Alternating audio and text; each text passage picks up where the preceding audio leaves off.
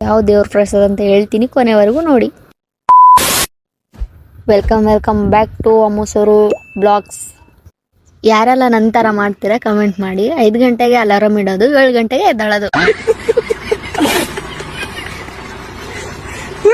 ನಾನು ಸಿಂಪಲ್ ಆಗಿ ರೆಡಿಯಾಗಿ ಹೋಗ್ತಾ ಇರೋದು ಒಂದು ದೇವಸ್ಥಾನಕ್ಕೆ. ಯಾವ ದೇವಸ್ಥಾನ ಅಂತ ಹೇಳ್ತೀನಿ, ಕೊನೆವರೆಗೂ ನೋಡಿ, ನನ್ನ ಜೊತೆ ಜರ್ನಿ ಮಾಡಿ. ಇವತ್ತಿನ ನನ್ನ ಪಯಣ ಮೆಜೆಸ್ಟಿಕ್ ಕಡೆಗೆ ಟಿಕೆಟ್ ತೆಗೆಸ್ಕೊಂಡು ಸೀಟ್ ಇರಲಿಲ್ಲ, ನಿಂತ್ಕೊಂಡೆ.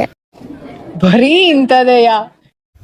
ಬಸ್ಸಲ್ಲಿ ಜೋತಾಡ್ಕೊಂತ ನಿಂತ್ಕೊಂತ ವ್ಯೂ ನೋಡ್ಕೊಂತ ಟ್ರಾಫಿಕಲ್ಲಿ ಸಿಗಾಕೊಂಡು ಫೈನಲಿ ಮೆಜೆಸ್ಟಿಕ್ ತಲುಪಿದೆ. ಮೆಜೆಸ್ಟಿಕ್ಕಿಂದ ಮೈಸೂರು ಸ್ಯಾಟಲೈಟ್ ಬಸ್ ಹತ್ತಿದೆ. ಬಸ್ಸಲ್ಲಿ ಸೀಟ್ ಸಿಕ್ತು.